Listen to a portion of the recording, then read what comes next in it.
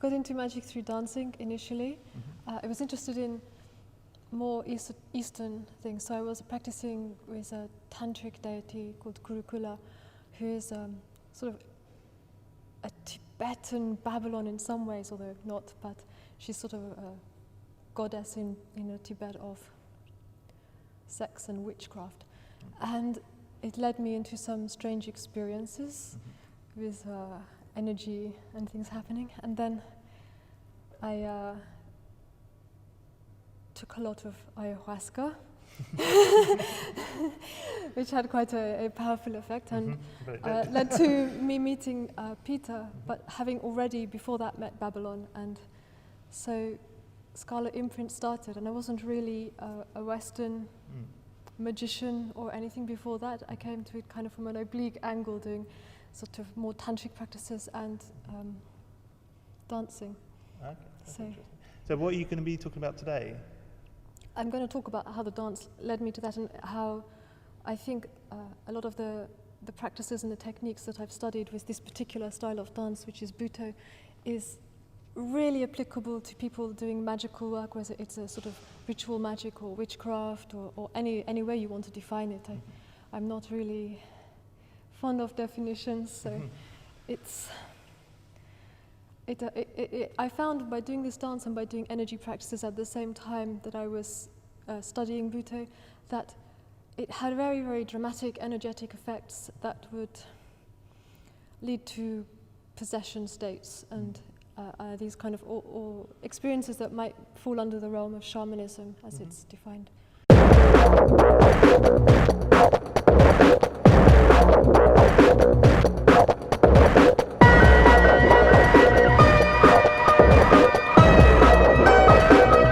there anybody here that hasn't got a clue what Butoh is?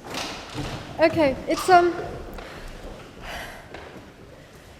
a kind of postmodern avant-garde dance form that appeared dramatically in Japan in the year 1959, but very strangely it has a lot of similarities or resonances with ancient Japanese shamanic dance forms and cross-cultural things of the same. So, and also it is very influenced, or in the origin of it, was very influenced by the European avant-garde. So it's a very multicultural thing despite being Japanese. So I'm going to present a personal account of my experience as a dancer and an artist, and the way that that's crossed into and deepened my experience as a practitioner of magic and witchcraft. Naturally, I've transgressed quite a few boundaries, and this is inevitable if you're following your own path and you're engaged in the pursuit of finding an individual method or language. You have to go astray. Thus, what I'm going to present isn't exactly orthodox. It's not really academic, but I've done a lot of research into these things, both in university and by myself. But I wanted to convey some of the experiences I've had on my journey, and I hope, listening to Stephen's talk, that it might resonate with a lot of things Stephen said, but coming from a completely different angle. I want to begin to map this body, which is the source of my work, and I think should be put back into the heart of magic. And in my case, this body is female. This is an occulted female body. Rushing ahead of myself. My fascination with dance, and particularly Butoh, came from a desire to rid myself of all artifice, to strip myself of all that I had hitherto relied on, both artistically and personally. In my paintings, because I was painting before, I had pared my palette back to black, to white, to the ochre, to colors of the earth. And I painted bodies as though they were landscapes, and I painted landscapes as if they were bodies, and I obsessed about capturing between these two, relating that elusive moment where the elements are moving through everything. And this is kind of impossible for the artist. You're always... I felt like I'm trying to wound the canvas, and I ended up dragging myself into it and become I abandoned painting until actually again quite recently, and put myself as the canvas. I wanted to become I think to make my body the aim and the vehicle for my work. I resonated with the words of Hijikata Tatsumi, who was the founder of Buto, whose dance it ruptured the polite and decorous world of Japanese modern dance. He was thrown out of the Modern Dance Association after the first performance. And he said, "I've nothing to show you but my body." I've come to see this work as one manifestation of witchcraft. This is partly a response to locate my dance within my own heritage and to fill it with my blood. And here I should make it clear that, as I explained before, that the Buto came, although it came from the harsh northern farming region of Tohoku, north of Japan, that it was also as much a product of Hijikata's love of the writers like Genet, Lautréamont, the Marquis de Sade, and German expressionist dancers such as Marie Wigman. And that should caution us against seeing Buto as a purely Japanese form. Rather, it's an expression of a modern, culturally avant-garde sensibility that seeks to root itself in and thus realize a mythic, archaic present. My Buto is a sabbatic dance, as in essence it is ecstatic and transformative. And it's a dance of apocalypsis, for that is precisely what is happening as the dancer strips the veils that shadow and shield their body. I use the word sabbatic with a nod to Jules Michelet, whose Sorceress and Satanism and Witchcraft are wonderfully evocative pieces of writing. This dance partakes of the Menadic spirit as it falls under the guardianship of Dionysus as performance, but it is also, in keeping with the Dionysiac character, a dance of revolt and insurrection. Dance cannot be commodified to the extent that the production of physical objects is. It is transient. You can't hold on to it. It exists and it's gone. As such, it is political, as were the Sabbats which were celebrated by the peasants outside of the diurnal watchfulness of their feudal lords. This is nocturnal work. And also, there's something very beautiful about a gesture that is done purely for beauty, purely to enrich the world or to share with other people, to break that boundary that we keep with others, which is done for no personal gain but just to give, just as an offering, which is why my talk is called The Mirror of Sacrifice, and I see that this body is the mirror and is the sacrifice, and this will become apparent through the talk, how I understand this. So, in contrast to the diabolic communions that were celebrated by Michelet's peasants, my dance is for the most part solitary. I've performed as a solo artist, mainly, occasionally in companies, but not so much. What is common between them, however, is that the dance is participatory. The conventional audience-performer boundary is dissolved. This is ritual as opposed to secular theatre. And the dance goes further. It descends into the dark recesses of shamanic wombs, for it is an archaeology of the body that we are engaged in, a remembering of ourselves. We do not forget that we are born of the earth, that we are sustained and ultimately devoured by the earth. Out of darkness, light. Thus the revelatory apocalyptic quality. One example of a training exercise to explain maybe the focus of the earth with Buto. Feel yourself hanging, so kind of find your weighting. This might be quite familiar to a lot of people, this hanging exercise, and as though you're suspended from a thread, like a pendulum. Then on the other hand, twist that. Stand as though you're hanging by your feet from a thread that comes from the center of the earth. So suddenly you turn upside down. This chthonic orientation, as well as the paradoxical reversal, are typical of Buto, which seeks to expose a multitude of illogical or hidden perspectives. It's really tried to shock the mind into seeing everything differently. Don't think of yourself just as you always see yourself or as others see you. Techniques such as that just described are employed not to train the body for a set of defined and codified movements, so much as to undermine any submission to an externally imposed code, except the law of gravity. As an aside, it's interesting to note that one of the etymologies of the word guru connects it with the Indo-European root for weighty or heavy. And as a dancer, my ultimate teacher, my guru, is gravity as it acts upon my body and with my body. There's this continual dance you have of your body in space and what you can do and how much you can unbalance yourself. This is the precariousness of the body in Butoh is one of the central ideas within it. How precarious our existence is. Beneath the social and the ideological, throwing off the weight of social expectations, whether the strictures of tradition or the free-for-all I-failure of modernity. This is a process of corporeal archaeology. In embarking on this process, the dancer surrenders their ego in the desire to discover their true face, their true body and authentic movement. But this process of anamnesis is complex. One does not arrive at this original state without intense application and unfashionably hard work. Though drugs, and have found from these, especially ayahuasca, hashish, psilocybin, and MDMA useful personally, the drugs are an effective means to attain deeply altered and transformative states that can be used in bodywork, particularly in undoing psychophysical trauma and so on.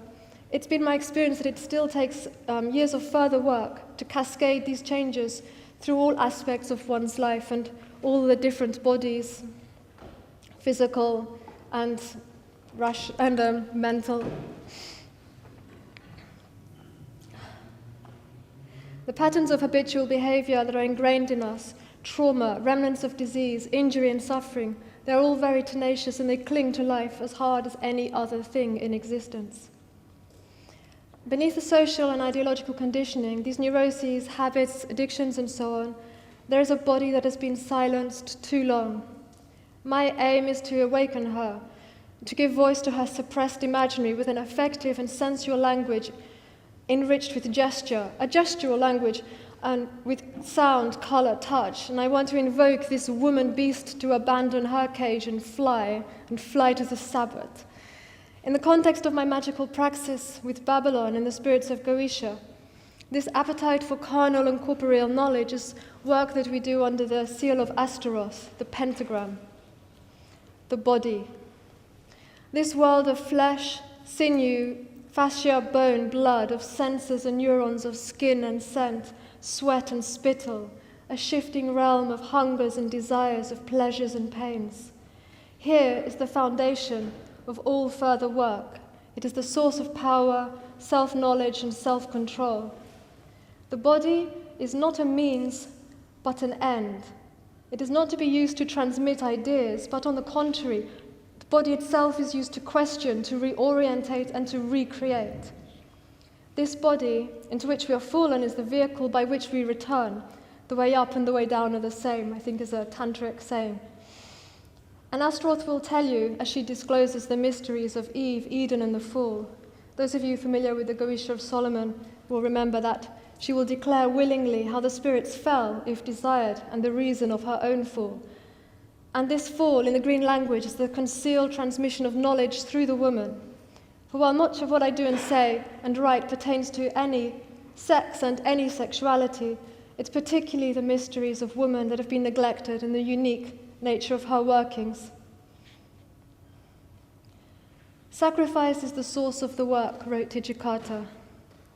Dance is sacrifice and ordeal, and as an offering, as a supplication by which we participate in the cycles of creation, preservation, and destruction, it's reminiscent of the role of Shiva as Nataraja, the lord of the dance. The body of the sacrificer or dancer is one of his 8 forms, and through it we partake of the entire realm of nature which is his.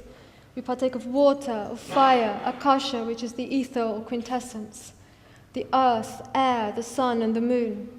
The sacrificer is the sacrifice, just as the artist is one with creation, or his creation, or her creation. The sacrifice of the body is one of the central themes in the development of Butoh, and can be seen as an attempt to reintroduce an essentially shamanic identification of the human being with nature, similarly to how Peter was describing the Lucifer ritual and the skinning of the beast. Object and subject merge.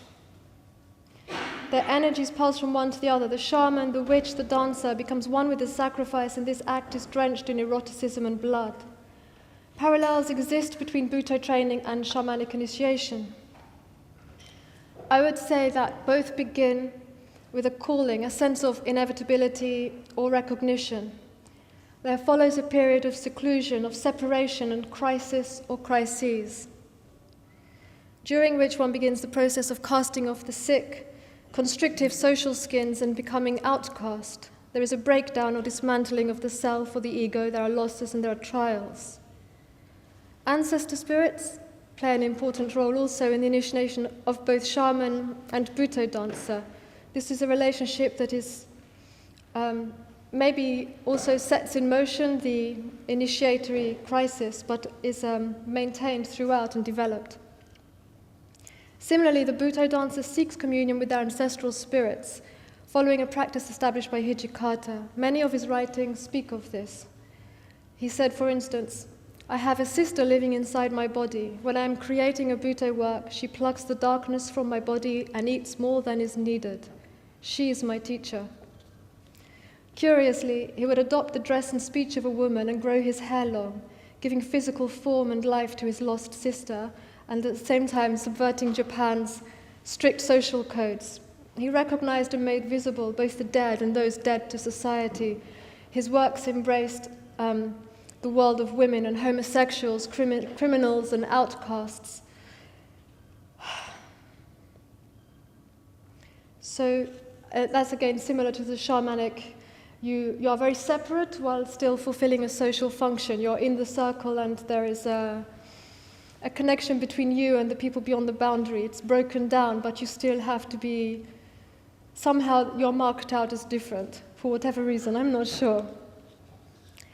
I've found as a performer and in ritual an antagonism between the passivity, that state of complete surrender which is proper to possession, and the active ability to direct consciousness whilst in trance, which is the territory of the shaman or the hunter. There are exercises which allow the performer to access altered states, to become familiar with these states and develop the ability to use them. There's one training that we do a lot in Buto, which is, we kind of call it the No walk, because it's based on the walk they do in the No theatre. I don't know if anybody has seen these things. It's, I'll describe it to you and then I'll try and show something. One literally leads oneself into trance with this walk. Certainly in the No theatre, other factors are involved which heighten and colour the trance, not least the use of the mask, which is a device as archaic as the roots of mankind's spiritual and artistic awakening. And they were probably connected, if not the same thing. However, I have results myself practicing the walking alone without mask or music. And the critical elements seem to be the extreme concentration that you must hold, the absolute slowness of the movement, which is to the edge of stillness, which belies an intense inner heat and dynamism, and the correct posture, which comes from the proper placement of the pelvis. The stomach and buttock muscles are held inward, slightly bending the knees, and directing the whole pelvis forward and down while holding the spinal line straight, the torso, and a counterbalancing between the front of the pelvis, which is pulled down, and the back, which is pulled up. The head and neck are held straight as a natural extension of the torso. Interestingly, this awakens the third eye, or the Aina, and the Muladhara, the eye above and the eye below. The infernal energy from the eye below, quella che guarda in terra, for Italians out there, which has its own visionary and oracular dimension, is the source and the power that illuminates the supernal visionary realm. These two eyes, which are also mouths, are intimately connected. This posture, the back extending to the earth and the sky, both directions, with the knees bent, is, with some variations, the archetypical body posture in many Asian dance forms, including the ancient dance Nomai, which is the precursor, one of the precursors to No, and it has clear shamanic origins. I'm describing here the first orientation, the dancer poised between the earth and the sky, a divine conduit, and the axis mundi, its first situating yourself within the circle with this axis. So, and it's a kind of like this. So.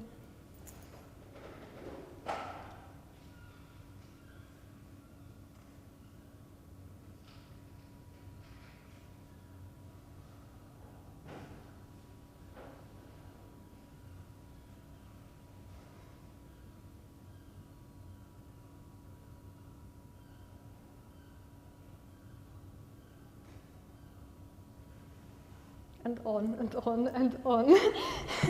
But what you really notice with this exercise is that you kind of come online here, and the peripheral vision sort of totally changes your perception. It dulls right down, and you focus. Everything seems to be coming through and pulsing here as well as here, and it is like two completely different eyes wake up at the same time. It's very, very strange and interesting. So, and also this walk is it has a similar effect. I know there's a few ninjas in the audience. You might know the crow walk, where you sort of have a very similar thing and you use your body as a kind of like a bone pump, and it does very similar things with your energy. So it's like that too. So there are many variations. In contrast to the restrained intensity of the no walk, I found that other interesting effects are generated by durational repetitive exercises. I've explored running on the spot for an extended period, and the combination of physical exhaustion, repetitive movement, and the restricted field of vision leads to striking visual effects, sort of hallucinations, and an opening up and a deepening of perception. It kind of reminded me of, I guess, what the San Bushmen go through when they're just jumping around in circles for a long, long time, like 24 hours, and then the Kundalini shoots up. And I haven't done it for that long. Maybe I'm not that dedicated, but I don't have drums. Anyway, it's even like periods of half an hour to an hour, you get really strong physical results from these things that even once you've stopped, they keep going. So it's a really interesting way to put yourself into altered states without anything else, and just learn to be in those states. There's another interesting thing with this exercise, is that it's really hard to do. You get so tired that you find ways of just giving up everything. So you go down, you don't have any more energy left, you give everything into the earth, you stop being you, and the earth sustains you, it brings the energy back. And it's a sort of state where you find that you're not running or you're not dancing, but you're just between things being danced or being run. And this also takes you into very other dimension. As you can see, even the simplest exercises work on many levels. The body functions as a sort of aperture with varying depths of trance. You can be open to receive spirits, or you can focus to project your spirit into the world with intent, with the flight of the shaman or the witch or the dakini. Both these abilities are intimately related to the physiology, to the endocrine system, the occult anatomy that includes the chakras and the kundalini. This is why I talk of the lucid body and as a body of light and a body which speaks. Continued devotion to an exploration of the body-mind as a spiritual exercise is central to my work with Babylon and the Goetia.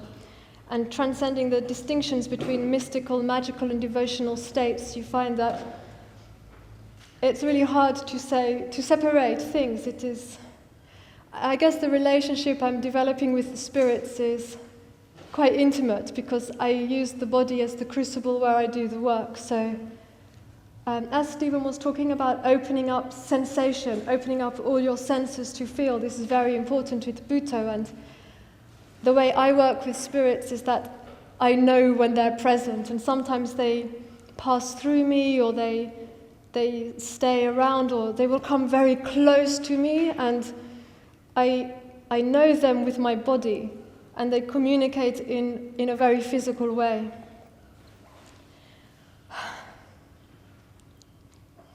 There's a lot to explore here, but now I want to turn to the mirror.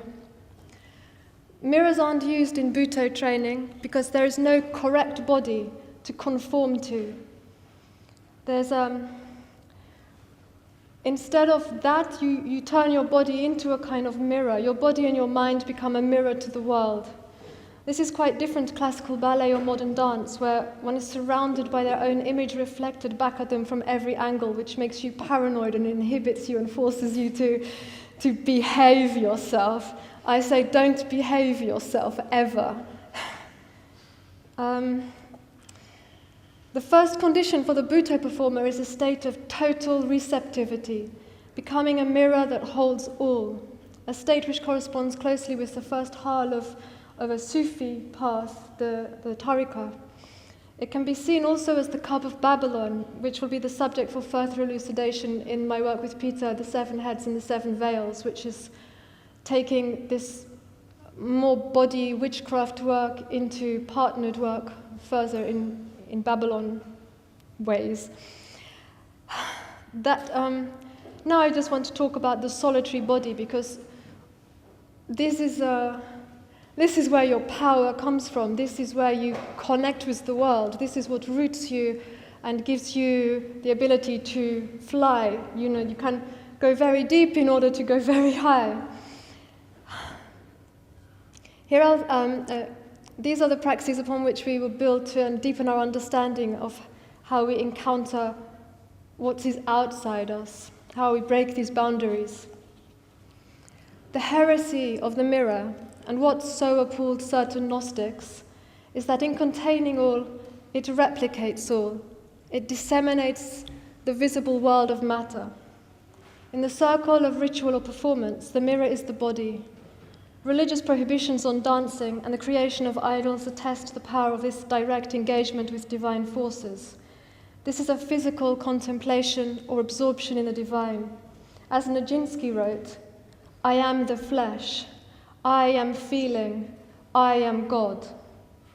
What we might dismiss as simple mimicry is a magically potent technique for the performer, the method by which one imitates or mimics what is outside, the other, becoming other.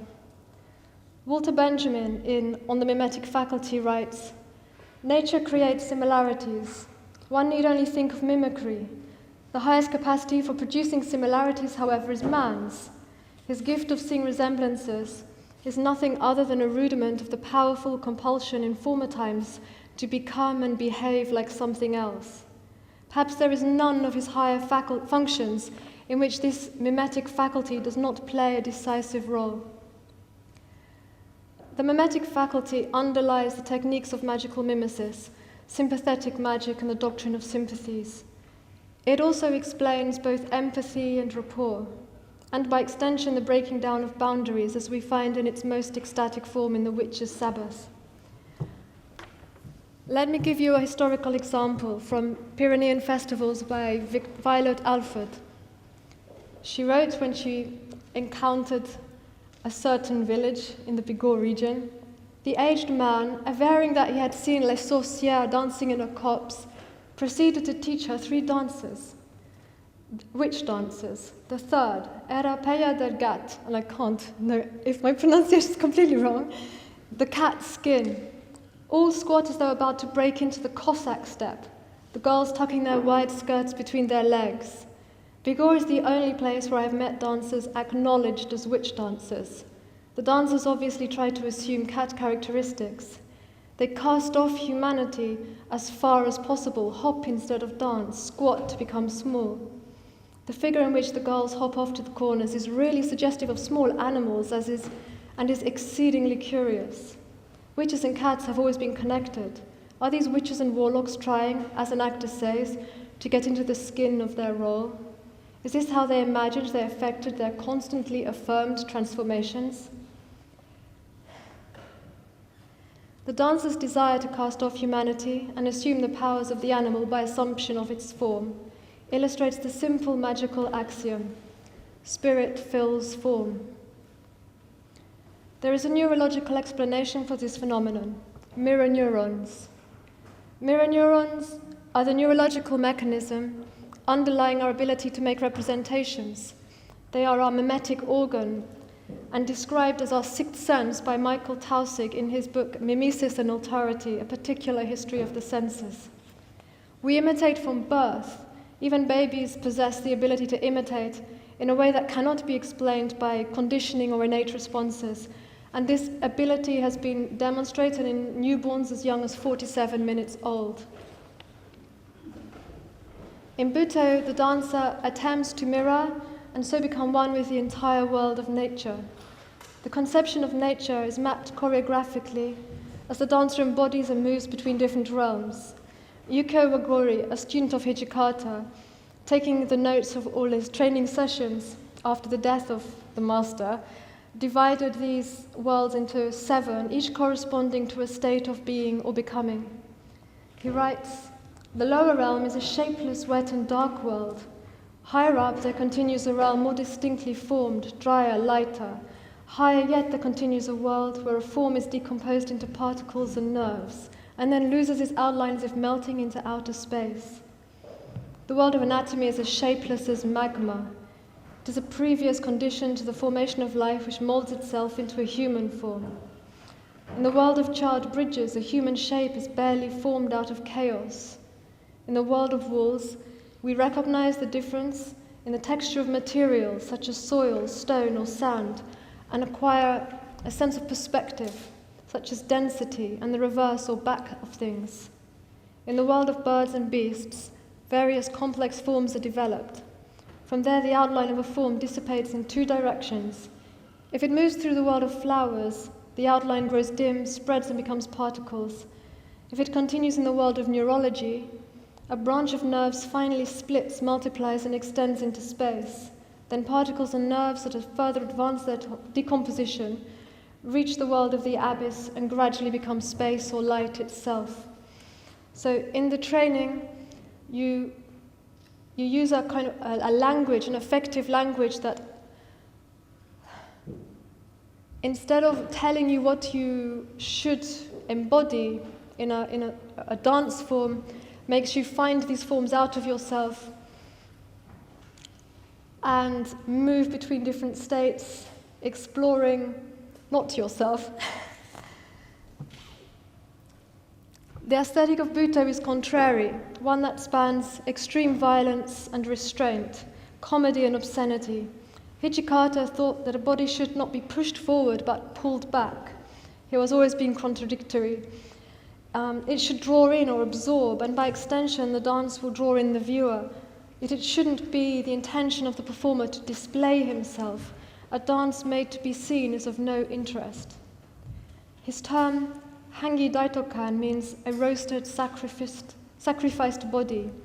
Its surface is charcoal, and the charcoal is jet black and absorbs all light. This is the dancer, and this is the state that you try to make yourself into. You efface your personality and try to become a black thing, a mirror, to absorb, a black mirror absorbing the universe and reflecting it out.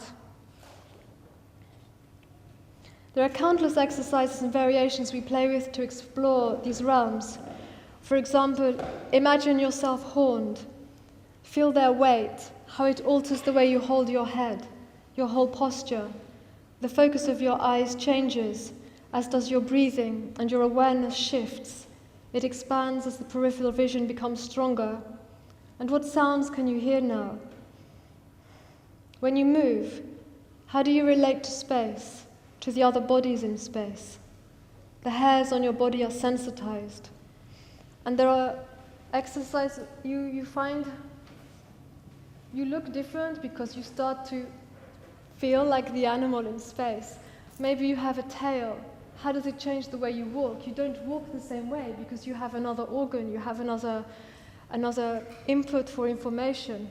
So everything you do as a dancer is to extend your sensitivity in all directions, and not in only human directions, but in all states of being, whether animal, mineral, thing, element. The dancer's body, which is both mirror and cup, plays with surface and depth. While the act of mimesis is dependent upon an exterior likeness, In Buto, there's also a simultaneous descent into one's inner world to bring forth forms that have not yet been born or have long since died. In Buto, the dancer must access this interior realm, which is none other than the source and origin from which all form manifests. And many Buto dancers talk of everybody having a well, an inner well, which we can access to differing degrees and is individual to each person, but I imagine that the further down you go, the more elements you have in common. We have more commonality and yet also more individuality as well as we bring out this. It's really hard to describe. You can recognize when someone has found their dance and they're not imitating the teacher anymore. But also there is this common element when you recognize this in different people. While they're completely unique, they have also accessed a very, very deep state with it, and it's a very shamanic kind of feeling. Yeah.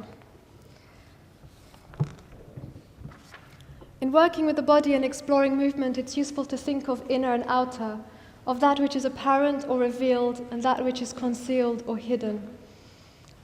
With the dancer that I've worked with the most, Komurabushi, he has an interesting exercise where he opens and closes himself in to show or to hide his sexual organs, because this is one of our most primitive impulses, is to mate or to hide and to protect ourselves. So there's I won't do the Salome one, that's more complicated. But so close would be like this one, and then you open yourself.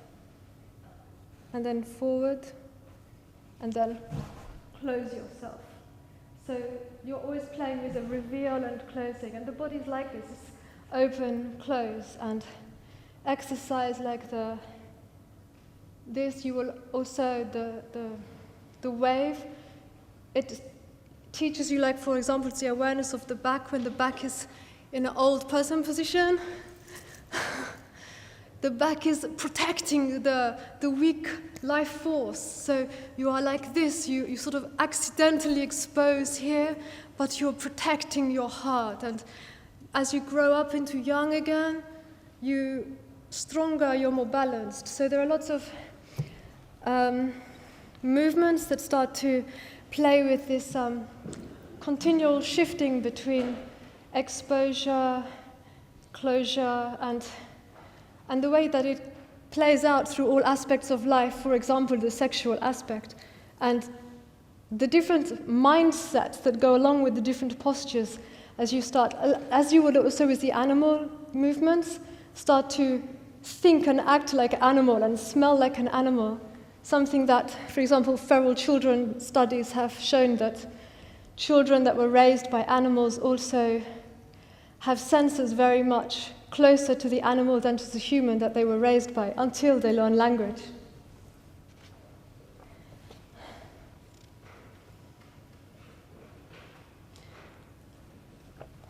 Movement consists not only in what extends into space, but also, importantly, in the opposite direction. So it teaches you, it's another thing you find with the no walk, that when you are open like this, you are very conscious of what is going on behind you. You feel the space behind you. And it brings a kind of total awareness. So you have, say, 8-point awareness, like the ninja, or creator of worlds, like Shiva. It is trying to put the artist at the center of the circle and locating him in space, but in a very physical way, where it's not just a mental idea you have, I am God, I am artist, I'm creator, I'm the magician, but you're just a guy or a girl with a black face or a white face in the center of a circle, feeling it. You subsume yourself into nature and become one with it.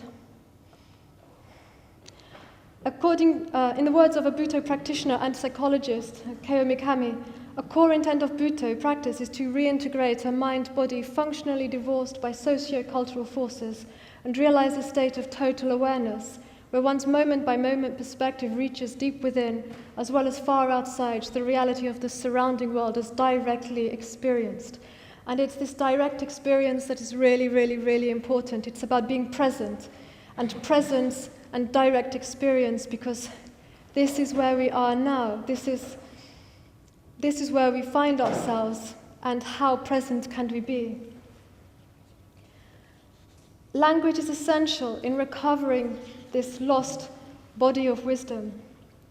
If spoken language emerged from a primordial language of gesture, such that it is still impregnated with a corporeal and spatial awareness, one feels up or down or shattered, then a return to this tongue of gesture may be found in reconfiguring spoken and written languages. We find analogous ideas in the work of Hélène Cixous, Antonin Artaud, the Surrealists, and the Beats, to name a few. For Hijikata, the body is a metaphor for words, and words are a metaphor for the body. Hijikata's ideas are echoed by the cognitive scientists Georges Lakoff and Mark Johnson, where, contrary to a Cartesian view, the mind is inherently embodied, reason is shaped by the body, and since most thought is unconscious, the mind cannot be known simply by self-reflection. One has to experience it directly. Hijikata's use of language is highly poetic and visceral. Examples from his choreographic annotations are, for example, Mar Gusare, rotting space, or dribbling candy. And these give an idea how he challenged his dancers to embody these irrational states. His use of unconventional, non-standardized vocabulary and grammar, breaking with the orthodox rules of language, infuses it with a dreamlike potency and fluidity, which is mirrored by the paradoxical coexistence of the dislocated or disjointed bodies, and a body free of all restriction at the same time. Again, there are clear parallels between the function of language in Buto training and its use in magical contexts, underlining once more that there's no fundamental difference between the creative and the magical. We see commonalities in the method and the intent, for instance, to effect a rupture from the social world, to break with convention. You use startling and arresting and paradoxical images to stop rational thought and to begin to dismember this rational body. The illogical is liberating, the impossible opens new paths.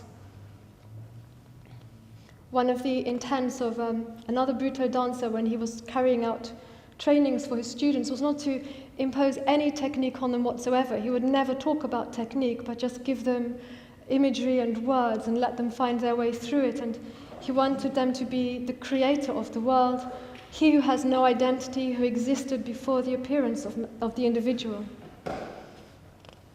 Also this, as I've said, being present, to see with the eyes of a child, to feel things fully.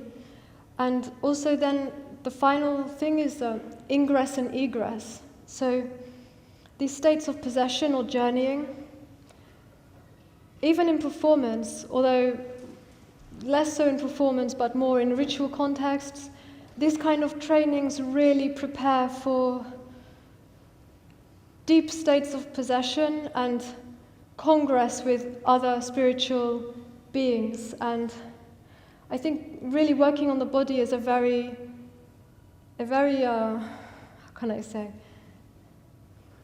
It's a very stabilizing way to do quite a risky work, because you have your base, you have your foundation.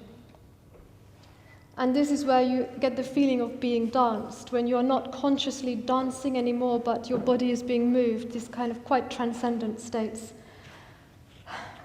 Hijikata attempted to capture all kinds of emotions and landscapes and ideas and so on, using words that were physically real to him, and evocative sounds. He used a lot of onomatopoeia, for instance, and strange imagery to make people conscious of their physiological senses, to teach them to experience their body. I'll just finish with one of some words of his from his last training session. The scent of the woods, dead bodies of beasts lying here and there, in a swarm of flies. Your inner feeling is getting thinner and thinner to the extremity. Your outer feeling is getting higher and higher to the extremity. The fog is getting thicker. He has found himself drawing a ragged mountain. The universe is full of hydrangeas, the pool of mucus, the withered cornfield. Then, toward the meadow, grown thickly by dandelions. I just want to finish. In the beginning was the flesh, and the word came later, much later.